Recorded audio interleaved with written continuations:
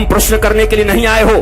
भगवान राम के चरित्र से जो बातें तुम अपना करके अपने जीवन में शांति, प्रेम और आनंद को उपलब्ध कर सकते हो, भगवान राम से जो शौर्य सीख सकते हो, जो वीरता सीख सकते हो, जो धैर्य सीख सकते हो, सत्ता के प्रति निर्ममता सीख सकते हो, कोई मोह नहीं है उनके जीवन में, ये सीखने के लिए राम कथा सुनने आते हो। राम की मीमांसा करने, और राम जी कोई कटघरे में खड़े नहीं है, तुम जज नहीं हो जो उनका फैसला करने तुम आते। जो भारत आज जाति और पाति के नाम पे मर रहा है, आज के 500 से 700 वर्ष के बीच में जो भक्ति आंदोलन आया, जितने भी संत और ऋषि महर्षि थे, उन्होंने एक ही बात कही उस भक्ति आंदोलन में, जाति पाति पूछे नहीं कोई, हरि के भजे सो हरि के होई। जो हरि का भजन करता है वो सब हरि के हैं। यहाँ जात पात की बात मिटा दी 700 साल। नारायण को पाने के लिए मीरा की तरह तुम्हारे भीतर ये कहने का साहस नहीं है कि मेरे तो गिरधर गोपाल और दूसरों न कोई। कब कहा तुमने? तो कहते हैं ये कबीर कबीर क्या रट रहे हो, चलो यमुना के तीर पर, इक इक गोपी प्रेम में बह गए कोटि करोड़ों करोड़ों कबीर। गोपियों की प्रेम की ये अवस्था है। रामावतार में भगवान श्री राम हनुमान जी के ऋण से मुक्त नहीं हो रहे। भरत भाई कपीते उऋण हम नाही। भरत को कहते हैं, भरत इस दुनिया में अवतार लेकर मैं सबके ऋण से उऋण हो गया, केवट का भी ऋण चुका दिया। रावण हमारा आचार्य था। सेतुबंध रामेश्वरम में भगवान रामेश्वर की जब स्थापना हो रही थी तो आचार्य कोई और नहीं, रावण ही आया था। का उस रावण को भी अपने आचार्य ने मुझसे जो दक्षिणा मांगी थी, मैंने उनका भी ऋण चुका दिया। पर हे भरत, मैं परब्रह्म परमेश्वर होने के बाद भी हनुमान जी के ऋण से मुक्त नहीं हो पाया। भरत भाई, इन कपि के ऋण से हम पूरे सूर्यवंशी कभी भी, रघुवंशी कभी भी उऋण नहीं हो सकते। ईश्वर का बंधन एक ही जगह है, न धन से, न तुम्हारे मान से, और बड़ी बड़ी तपस्याओं से भी तुम्हारे बस में नहीं आने वाला है। कितनी तपस्या करोगे? तपस्या तो हिरण्यकश्यपु ने की थी कि शरीर में दीमक लग गया था, फिर भी मौत मिला उसको। रावण कितना बड़ा तपस्वी था। ये जितने भी तुम जिनको असुर कहते हो ना, जिनको राक्षस कहते हो, तुम्हें जानकर आश्चर्य होगा कि हम तुमसे 1 करोड़ गुना ज्यादा बड़े सब तपस्वी थे। हम तो आज एक एकादशी और एक सोमवार का व्रत करते हैं तो भी भरत कर लेते हैं। व्रत नहीं, भरत हो गया। मतलब केला भी 2 दर्जन खाए लिए, 2 लीटर दूध भी पी लिया, रबड़ी भी ढकार गए, उसके बाद भी नाम है व्रत हैं अभी हम। और जिस दिन व्रत हो जाए माताओं का तो पति का तो फिर मत पूछो।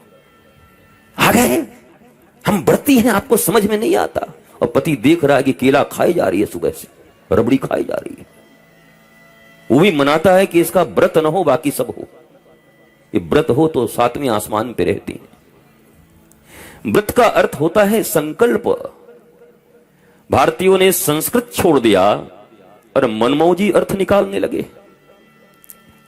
ये सब सीरियल के विद्वान लोग बैठकर जो तथाकथित इन टीवियों पर और सैटेलाइट के माध्यम से ओटीटी पे आने वाले ये अश्लील सीरियल, अश्लील इसलिए कह रहा हूं कि भारत के पास तुम्हारे सोने चांदी और हीरे तो पहले ही लूट के ले गए, सब कोहिनूर तक ले गए, तुम्हारे मंदिरों को ठोक दिया, तुम्हारे 85,000 से ज्यादा ग्रंथ, धर्म ग्रंथ नालंदा और तक्षशिला में धू धू करके बख्तियार खिलजी ने जला दिए।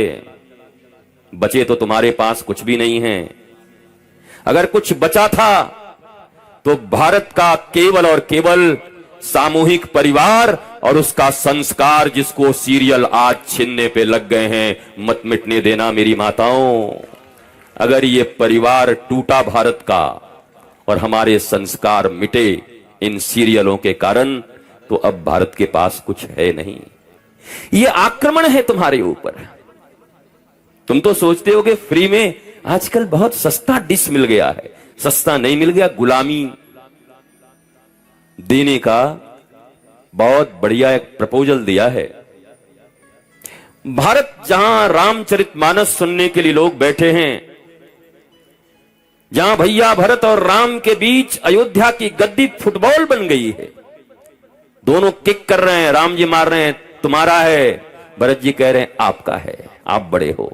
बोला हम बड़े हैं तो क्या हुआ, पिताजी ने तुमको दिया, ये तुम्हारा है।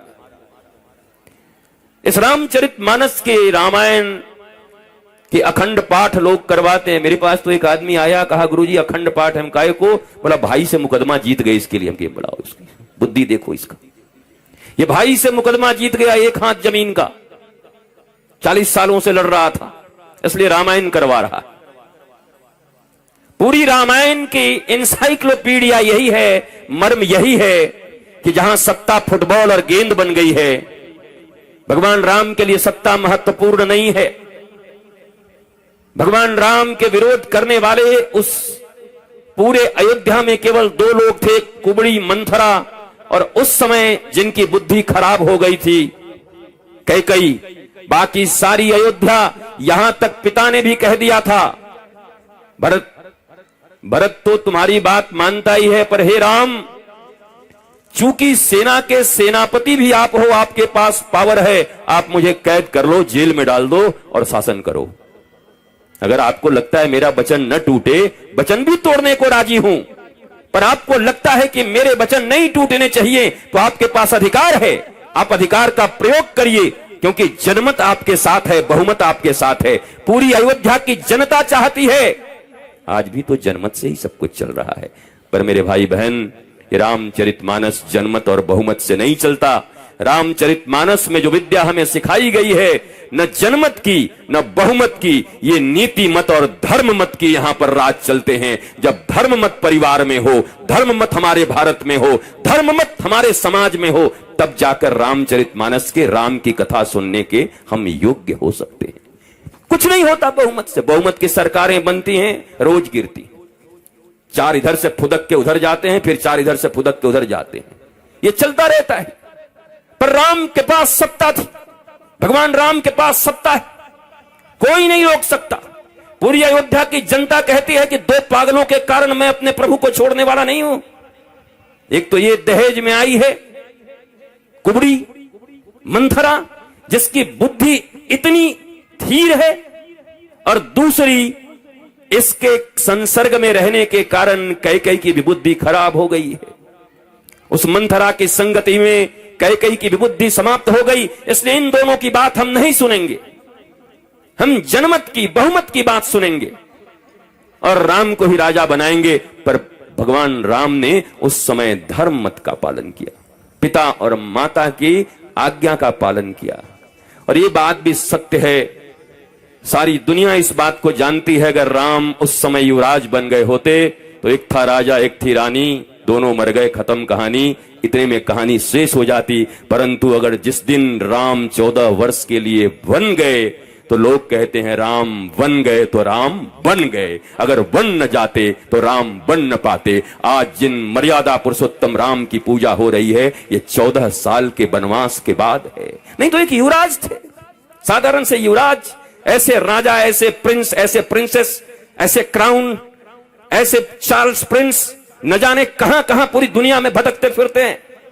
परंतु भगवान राम ने अपने 14 वर्ष के उन वनवास में भारत के उन वनवासियों से, आदिवासियों से, अरे छोड़ो पशु और पक्षियों के साथ भी ऐसा संवाद और ऐसी मित्रता कायम की, ऐसा उनका जीवन के ऊपर उनका प्रभाव पड़ा।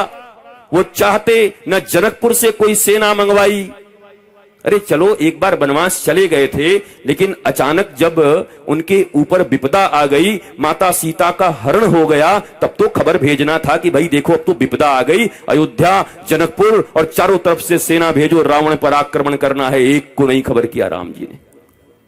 राम पुरुषार्थी हैं, राम कृपालु हैं, राम दयालु हैं और राम मैनेजमेंट के सबसे बड़े गुरु हैं इस दुनिया में।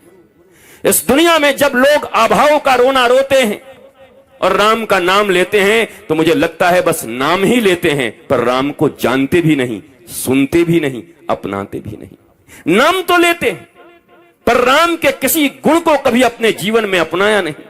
ये तो ऐसी ही बात हो गई कि तुम्हारी शरीर की स्थिति खराब हो, कोई रोग हो, दुनिया के सबसे बड़े डॉक्टर के पास जाओ, डायग्नोस हो, वो इलाज करें, तुम्हें बहुत सारे मेडिसिन दें और कहें जाओ जाकर खाओ और ठीक हो जाओगे, और तुम लाकर सारी दवाइयों को अलमारी में रख करके और उन दवाइयों को रोज आरती करो, ओम जय दवाई देवा हरे, हमारे सब पीड़ा हरे।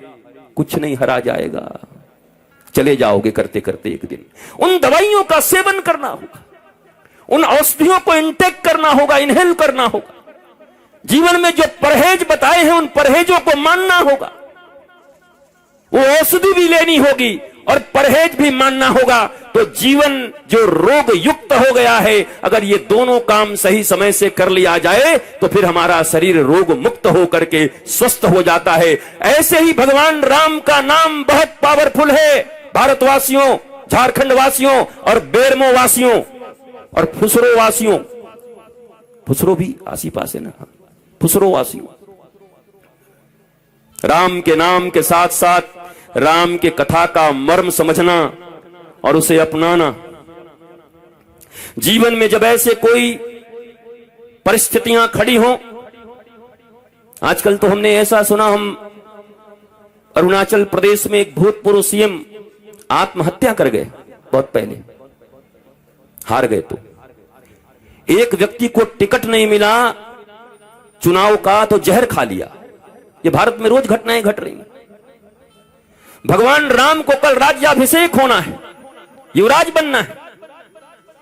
याद करो कि कल किसी का नाम चीफ मिनिस्टर में आ जाए कि कल चीफ मिनिस्टर की ओट होगी, फलानी चीफ मिनिस्टर बनेंगे या प्राइम मिनिस्टर, और रात में ऐसी दिशा गड़बड़ाए कि प्राइम मिनिस्टर और चीफ मिनिस्टर से छोड़ो देश निकाला हो जाए, तो बेचारे की हालत क्या होगी? पार्टी में भी नहीं, देश में भी नहीं, बर्बाद हो गए हम रातों रात। वो तो मर ही जाएगा। यहां तो 500 रुपए किसी के ट्रेन में टिकट कट जा रहे हैं, जेब कट जा रहा है, कर अब जीने से क्या फायदा है? हम कि 500 और तेरे में कोई अंतर नहीं। तेरी किडनियां निकाल लूं तो 2 करोड़ में बिक जाएंगी, तो 5 रुपए का आदमी। आंख निकाल लूं तुम्हारा तो पता नहीं 2 करोड़ में ले लेंगे लोग। तुम्हारे लीवर का ट्रांसप्लांट करवा दूं तो तुम्हें कई करोड़ मिल जाएं। तुम्हारे शरीर की कीमत, परमात्मा ने जो ये शरीर दिया है, कबीर कहते हैं हरि कृपा तब जानिए जब दीन मनुज अवतार, और गुरु कृपा तब जानिए जब छुड़ा देवे ये मिथ्या संसार। जब वो ज्ञान दे करके झूठे संसार को छुड़ा करके हरि का सच्चा संसार पकड़ा दें, सच्चिदानंद भगवान के चरणों में ला दें, तुम्हारे जीवन, परिवार और समाज में आनंद ले दें, तब समझना गुरु की कृपा हो गई। गुरु की कृपा मत ये समझो हरि की कृपा से शरीर मिला है, पर यह शरीर आनंदित रहे, मन प्रसन्न रहे, यह गुरु की कृपा के बिना संभव नहीं है। अगर ऐसा होता तो भगवान राम और कृष्ण मनुष्य के रूप में जब इस पृथ्वी पर आते तो उन्हें गुरु ग्रहण करने की जरूरत नहीं पड़ती, जरूरत नहीं थी। वो भगवान ही इज ऑलमाइटी, सर्वज्ञ हैं। भगवान को गुरु की क्या जरूरत है? कृष्णम वंदे जगत गुरुम, कृष्ण ही जगत गुरु हैं। रामो विग्रहवान धर्म, राम चलते फिरते धर्म हैं, उन्हें गुरु की क्या जरूरत थी? परंतु वो मनुष्य के रूप में आए हैं। वो जानते हैं कि मैं मनुष्य के रूप में आया हूं, अगर मनुष्योचित आचरण नहीं करूंगा तो कल कोई मेरी बात को सुनेगा नहीं, कोई मानेगा नहीं। इसलिए भगवान राम के विषय में, कल तो पिताजी के विषय में आपने सुना, दशरथ जी के विषय में कि गुरु गृह गयौ तुरत महिपाला, और राम जी के लिए क्या है? गुरु गृह गयौ पढ़न रघुराई, अल्प काल विद्या सब पाई। अरे बिठा दो भैया, बाद में प्रणाम करवा लेना महाराज, पहले कथा सुनवा दो बहू को, प्रणाम तो बाद में भी हो जाएगा। हाँ, बैठ लो, कथा में बस चुपचाप सुनते हैं, कोई प्रणाम नहीं, परिणाम ठीक नहीं हो जाएगा। बैठ जाओ, बैठो शांति से एक जगह पर। यहां रिश्तेदारी निभाने मत आओ, यहां आओ तो कथा सुनने आओ, भगवान राम के प्रति प्रेम हो, सुनो।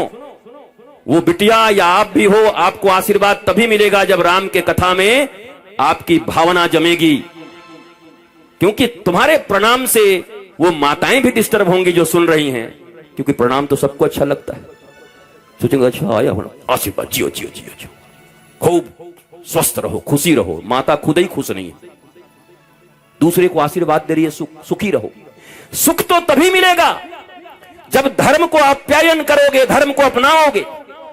ये छोटी छोटी बात कठोरता से मैं कहता हूं, तुम कभी बुरा मत मानना, मानोगे तो आदमी बन जाओगे। अगर बुरा मान गए तो आदमी बन जाओगे। मैंने कल भी कहा था, जो बातें कठोर हो उसको ले लेना, नीम की तरह जो कड़वा हो, और जो मीठा मीठा लगे कहना कि शुगर कराने आया है, इसको नहीं खाना मुझे, वो मत लेना। कड़वी बातें ही तुम्हारे जीवन में, तुम्हारे जीवन को बार बार दुखी होने से बचा लेंगी आगे चलकर। माता सती ने यही तो किया था। भगवान शंकर ज्ञान स्वरूप हैं, वो जगदम्बा हैं, पराम्बा हैं सती। वो कभी भी कथा का अपमान नहीं कर सकती, पर ये लीला रची गई है। भगवान की कोई भी लीला देख करके भगवान और भगवती पर या भगवान के भक्तों पर कभी आरोप मत लगाना। बाली को ऐसे कैसे मार दिया, वहां ऐसे कैसे चले गए, वहां ये कैसे बद हो गया, ये नहीं होना चाहिए था, और सीता जी को कैसे छोड़ दिया। ये सब मूर्खों की भाषा है। ये 150 मूर्ख पैदा हो गए हैं भारत और दुनिया में, सब प्रश्न करते रहते हैं। तुम प्रश्न करने के लिए नहीं आए हो। भगवान राम के चरित्र से जो बातें तुम अपना करके अपने जीवन में शांति, प्रेम और आनंद को उपलब्ध कर सकते हो, भगवान राम से जो शौर्य सीख सकते हो, जो वीरता सीख सकते हो, जो धैर्य सीख सकते हो, सत्ता के प्रति निर्ममता सीख सकते हो, कोई मोह नहीं है उनके जीवन में, ये सीखने के लिए राम कथा सुनने आते हो। राम की मीमांसा करने, और राम जी कोई कटघरे में खड़े नहीं है, तुम जज नहीं हो जो उनका फैसला करने तुम आते हो। पर ऐसा लगता है जैसे राम जी कोई कटघरे में खड़े हैं और सीता जी और ये जज बने हैं, ये फैसला देंगे कि सीता को क्यों छोड़ दिया। उनकी पत्नी, उनको पत्नी की कोई कष्ट नहीं, तुमको काहे को कष्ट हो रहा है। भगवान राम चाहते हैं कि रघुवंश के बच्चे जब जन्म ले, हमारे जब बालक इस पृथ्वी पर आए, तो जिस अयोध्या में आप कहते हैं अयोध्या बड़ी अच्छी नगरी है क्योंकि राम आए हैं, पर लंका में शायद सीता जी का उतना अपमान कभी नहीं हुआ। जब सीता जी अयोध्या में आ गई तो केवल एक की बात नहीं है कि एक ने ऐसा कहा। अयोध्या के घर घर में ये कानाफूसी हो रही थी। जब कोई पति पत्नी में लड़ाई होती ना, तब कहते हम राम हैं क्या, कितने दिन के बाद आएगी, हम रख लेंगे, अभी हम बता देंगे। भगवान ने देखा कि राजा से जनता प्रसन्न नहीं है। राजा के ऊपर कई आक्षेप उठाए जाते हैं, ये महारानी है सीता, जनता प्रसन्न नहीं है। भगवान राम तो ऐसे प्रेमी हैं कि आज तक ऐसा कोई प्रेमी बना नहीं। जिन ताजमहल को तुम प्रेम का निशानी मानते हो, और कहीं से खड़े होकर के 32 रुपए में एक ताजमहल ऐसे खड़े करके आई लव यू आंखें दे दिए, ताजमहल। वो ताजमहल जिसको बनाने वाले मजदूरों के हाथ काट दिए गए, जिन्होंने बनाए उनके हाथ काट दिए उसने।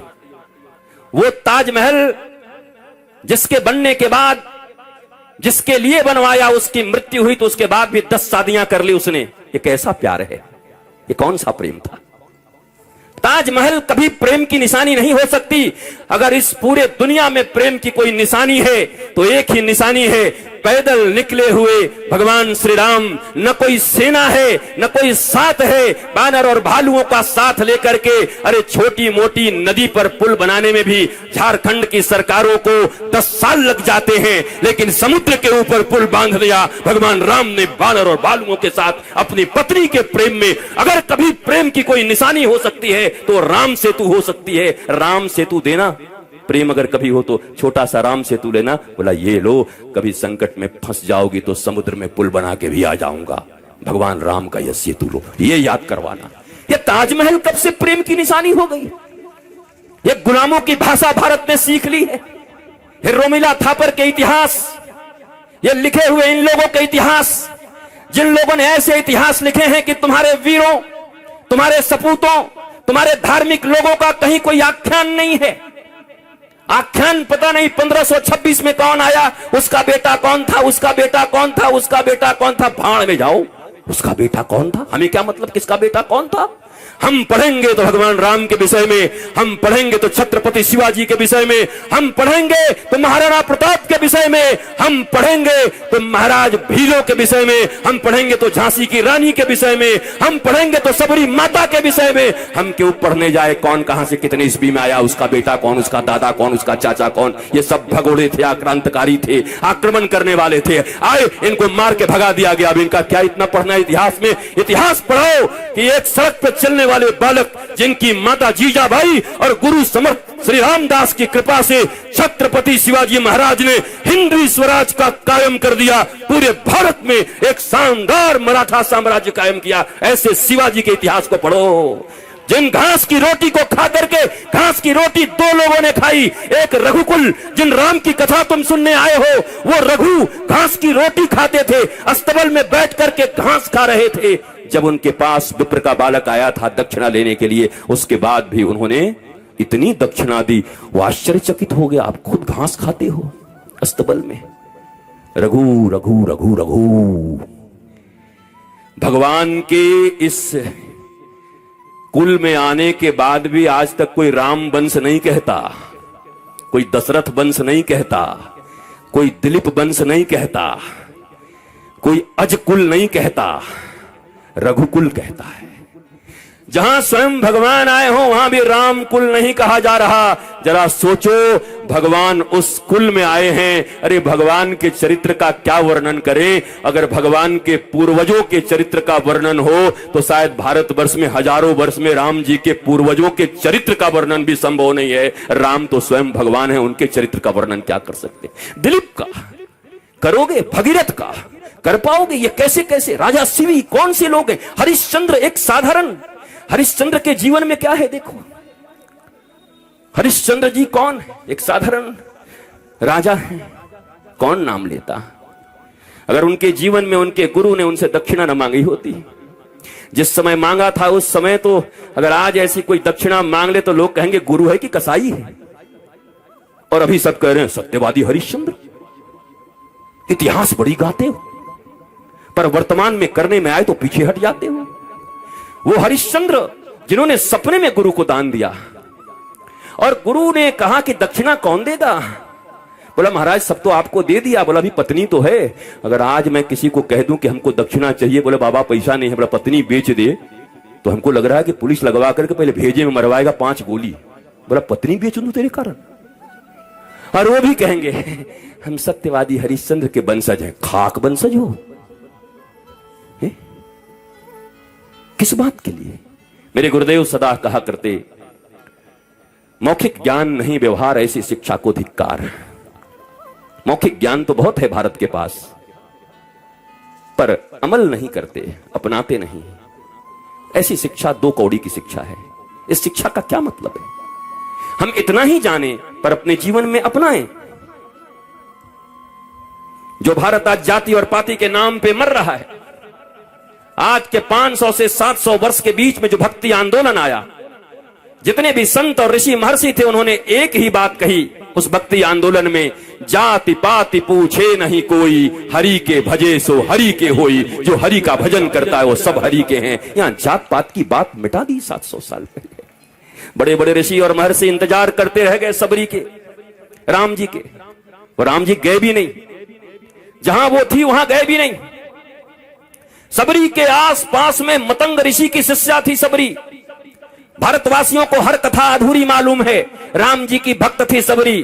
तुम सही नहीं हो, तुम्हारी पढ़ाई सही नहीं है, तुम्हारा ज्ञान सही नहीं है, तुम्हारा रामायण पढ़ने का ढंग ठीक नहीं है, तुम गुरुमुख होकर के रामायण नहीं पढ़े हो, मनमुखी तुमने शास्त्र पढ़े हैं। और मनमुखी जो शास्त्र पढ़ते हैं वो रावण की तरह होते। शास्त्र पढ़ने का भी एक तरीका है। हर व्यक्ति शास्त्र नहीं पढ़ सकता। शास्त्र गुरु के मुख से ही सुनाई जाए और वह श्रवण करके ही शास्त्र को अपनाया जा सकता है। मनमौजी अपना लोगे तो पता नहीं कितने अपराध बन पड़ेंगे तुमसे। ये ठीक ऐसी ही बात है कि किसी का मेडिकल का बहुत बड़ा कारोबार है, मेडिसिन का होलसेलर है वो पूरे झारखंड का, और उसका बेटा बीमार पड़ जाए तो कहे हम 1-2 दवाई थोड़े खाएंगे, हमारे बाप का राज है। और जाए दुकान में और कहे सबसे महंगा महंगा 50 दवाई निकाल तो, और सबको सिल लोढ़ा में ऐसे मिक्सी में मिला करके ऐसे कहे अमीर हैं जी, छोटी मोटी दवाई थोड़ी खाएंगे तो फिर 4 आदमी कंधे पे ले जाएंगे तुरंत थोड़ी देर के बाद, राम नाम सत्य है, सारी अमीरी निकल जाएगी उसी समय। ये रामचरितमानस, ये गीता, ये महाभारत, ये श्रीमद् भागवत, ये उपनिषद, ये वेद, ये जितने भी सतपथ हैं, ब्राह्मण ग्रंथ हैं, स्मृतियां हैं, ये जितने भी भारत की संस्कृति के जितने भी ग्रंथ अब बचे हुए हैं, उन ग्रंथों को पढ़ने का अधिकार सीधा सीधा तुम्हारे पास नहीं है।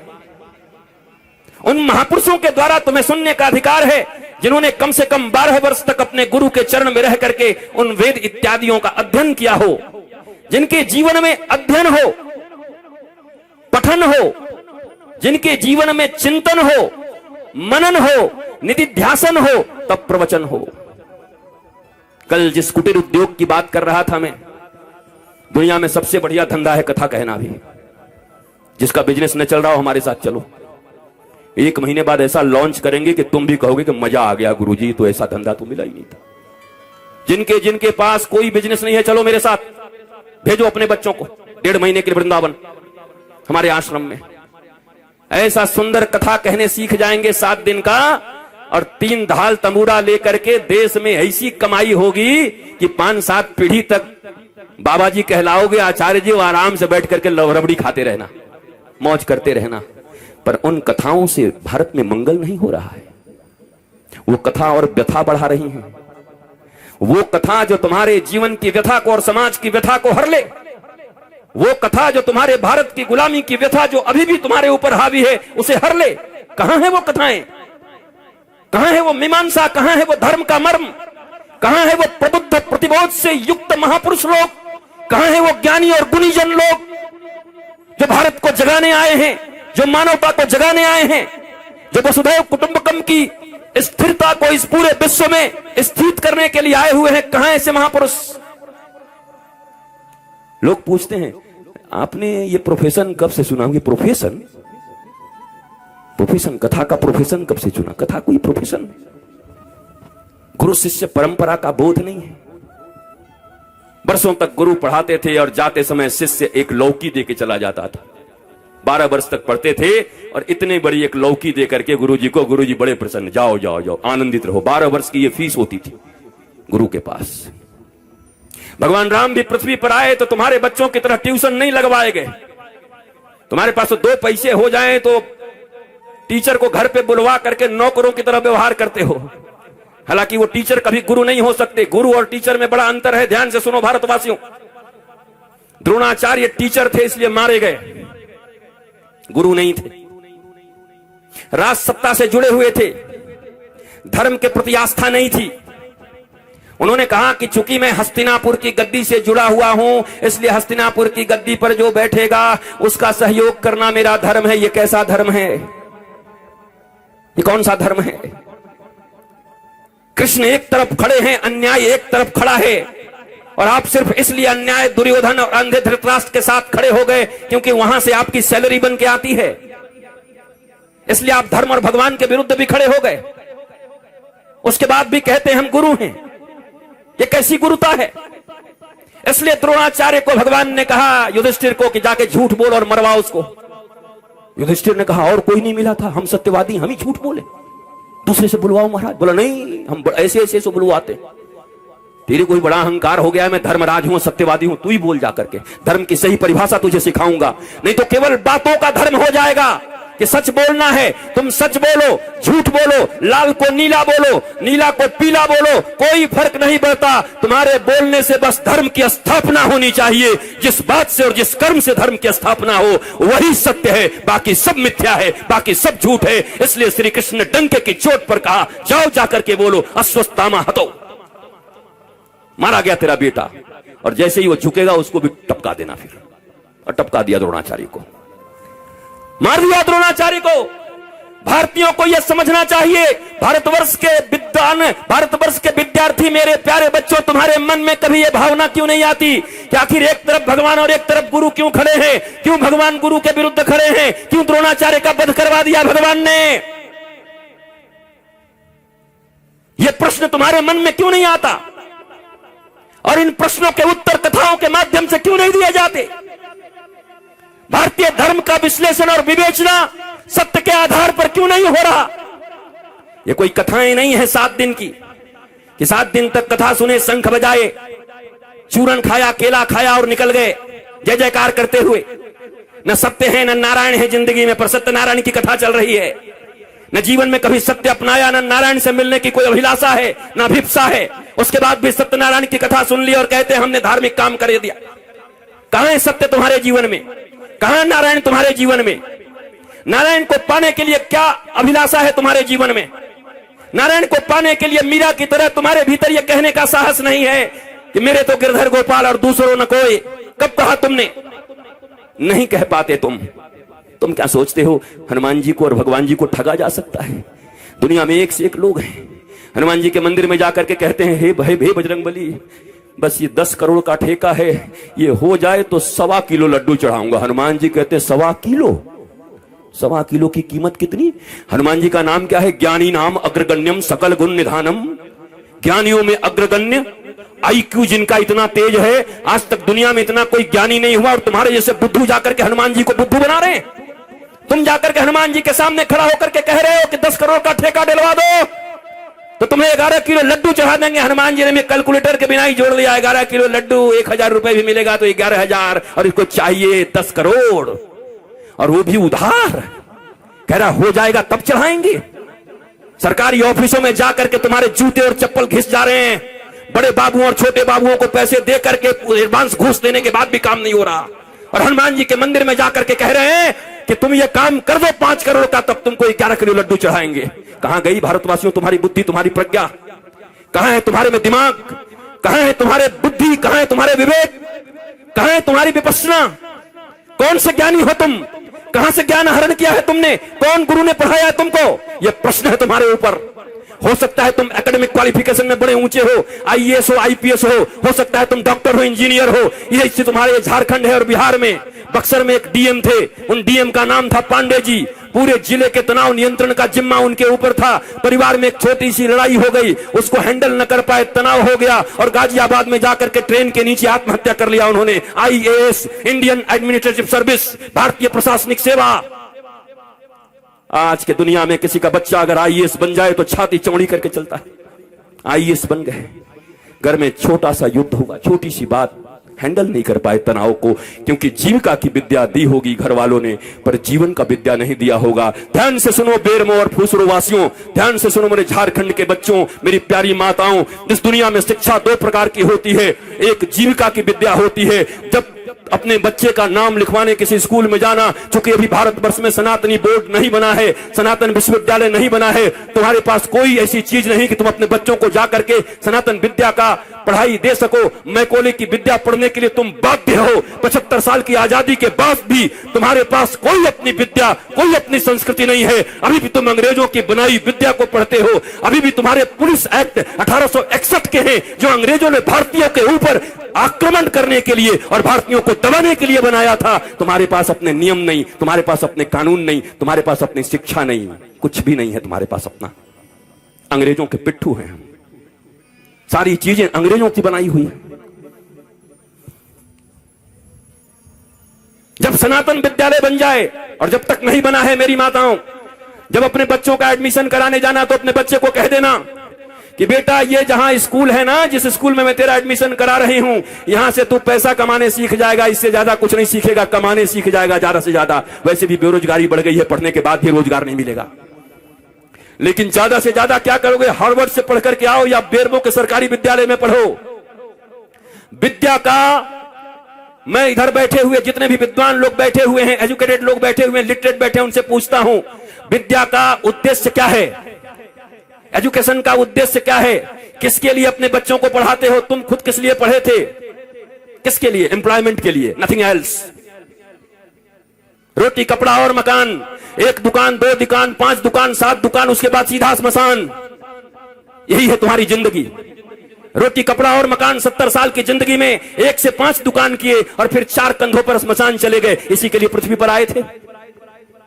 सारी जिंदगी टेंशन, सारा जिंदगी दुख, सारा जिंदगी डिप्रेशन, सारा जिंदगी हाय हाय, सारी जिंदगी कर्ज, सारे जिंदगी रिश्तेदारों को मनाते रहे, एक दूसरे से नीचा देखने और दिखाने का काम चलता रहा, और उसके बाद एक दिन तुम्हारी मृत्यु आ गई। हमने सुना था कि मनुष्य का जीवन सबसे सार्थक होता है। दुर्लभो मानुषो देहि देहि नाम क्षणभंगुरः तत्रापि दुर्लभम मन्ये वैकुंठ प्रिय दर्शनम। ये दुनिया में सबसे ज्यादा का, सबसे अधिक, सबसे ज्यादा प्रभावशाली मानवीय जीवन है। क्या ये जीवन है?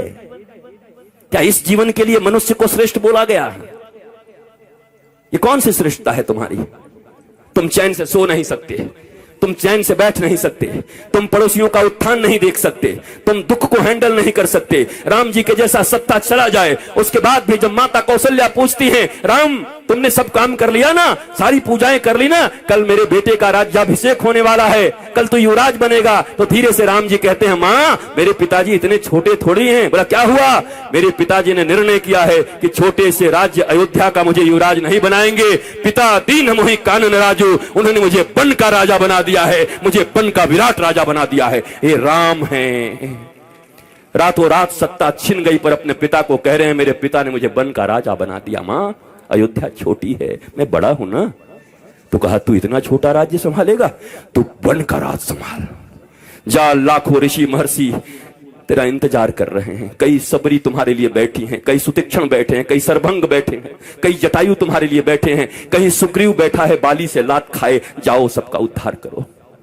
और इसलिए राम को वनवास दे दिया। पर तुम्हारे जीवन में ऐसी स्थिति आ जाए तो तुम्हारे बच्चे आत्महत्या कर लेते। नंबर कम आ जाए, अगर पिताजी ने कह दिया, माता जी ने, अगर तेरा 80% से कम आया, शर्मा जी के बेटा से अगर तेरा नंबर कम आया तो मैं जहर खा लूंगी। बच्चा देखता है नंबर तो आया 60%, घर आते आते सोचता है आखिर माता पिता ने कहा है हम जहर खा जाएंगे, वो क्यों मरेंगे, हम ही खा जाते हैं। इतना प्रेशर क्यों पढ़ने का? क्या पढ़ा रहे हो? मशीन बना रहे हो बच्चों को? गधों की तरह बोझ टांग दिया है यहां पर, क्या करोगे? 2 रोटियां ही तो कमाओगे ना, 2 कपड़े ही तो पहनोगे ना, इतने ही ना, किससे कुछ ज्यादा? रावण और राम की वृत्ति में क्या अंतर है? इतना ही तो है। रावण कहता है कि दुनिया में जितना भी सुंदर है वो सब मेरा होना चाहिए, सब मेरा है। राम जी कहते हैं जो मेरा है वो सबसे सुंदर है। यही राम और रावण के विचार में अंतर है। जो मेरा है वो सबसे सुंदर है, दुनिया का सब सुंदर मेरा करने में तो रावण बन जाओगे। इस वृत्ति का अंतर है। यही राम और रावण का युद्ध है। जो प्राप्त है वही पर्याप्त है, नहीं तो सर्वत्र दुख व्याप्त है। जो प्राप्त है वही पर्याप्त है। मेरे पास जो कुछ है वही है। परिश्रम करो, पुरुषार्थ करो, प्रार्थना करो, पर रो मत। वही है वही जो राम रचि राखा, को करे तर्क बढ़ा वही शाखा। इसका मतलब ये नहीं कि आलसी बन जाओ। अगर मैं भी ये कह के पढ़ा होता कि राम जी का कथा होगा तो राम जी कराएंगे, तो क्या राम जी हमारे घर में एरोप्लेन घुसा देते? एयर इंडिया को क्या करते? हमें आना पड़ा, हमें निकलना पड़ा, वृंदावन से आकर के दिल्ली आना पड़ा, दिल्ली से हमें फ्लाइट लेनी पड़ी, फ्लाइट से आकर के रांची लेना पड़ा, रांची से 2.5-3 घंटे में हम और अन्नू बैठ करके साथ साथ में यहां तक पहुंचे, तब जाकर के बेरमो फूसरो पहुंचे। यहां घाटी ऐसी ऐसी, पूरा झारखंड। हम तो चैतन्य महाप्रभु को याद करते आ रहे थे कि हे महाप्रभु हरे राम हरे कृष्ण हरे राम हरे कृष्ण। पूरा पूरा हरियाली चारों तरफ थी, अच्छा था। आए, यहां भी आनंद आया, आपको देख करके आनंद आया। याद रखो, कहते तो सभी हैं पर विश्वास रखो, दोनों भुजा उठा के कहता हूं, मेरे लिए बस एक ही आह्लाद है, न कोई चढ़ावा न कोई सामान, बस हृदय से आकर के बैठ करके राम का गुणगान सुन लो, यही मेरी दक्षिणा है। अगर तुम्हारे मुख से राम और कृष्ण के नाम निकलने लगे, तुम्हारे बच्चे अगर शिवाजी और छत्रपति महाराणा प्रताप इत्यादि की तरह होने लगे, विवेकानंद होने लगे, तो मेरी दक्षिणा मुझे मिल गई है। इससे ज्यादा क्या चाहिए? कपड़े भी हैं, गाड़ियां भी हैं, आश्रम भी हैं, बहुत कुछ है। अब क्या करूंगा? मैं अकेला हूं। अकेला नहीं हूं, मेरे साथ 8 अरब लोग हैं। वसुधैव कुटुंबकम, 140 करोड़ भारतीयों के साथ साथ 8 अरब लोग। चूंकि सनातन संस्कृति ही एक ऐसी संस्कृति और धर्म है जो पूरी दुनिया को अपना परिवार मानती है। कोई कहता है मैं बड़ा, कोई कहता है मैं बड़ा, कोई कहता है मैं बड़ा, पर एक हमारा धर्म है जो कुछ नहीं कहता। वो कहता है धर्म की जय हो, अधर्म का नाश हो, प्राणियों में सद्भावना हो और विश्व का कल्याण हो। ये हम कहते हैं, सनातन ही धर्म है। बाकी मत हो सकते हैं, जितने भी लोग हैं, 8 अरब लोग हैं, 8 अरब मत हो सकता है, पर धर्म एक था, एक है और एक सदा रहेगा, और उस धर्म का नाम है सनातन धर्म।